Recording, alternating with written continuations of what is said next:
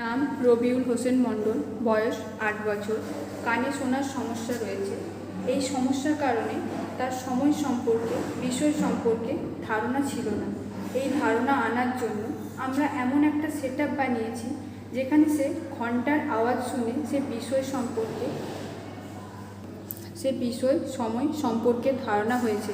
দেখুন, আওয়াজের সাথে সাথে ধারণাগুলি তার এসেছে।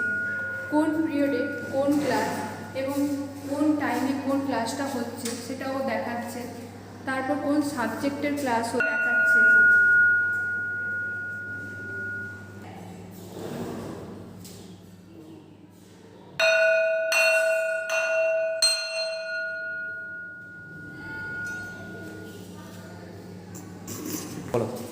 দেখুন, 4টে ঘন্টা পড়েছে, সেই টাইমে যে টিফিন টাইম সেটা ওরা বোঝাচ্ছে।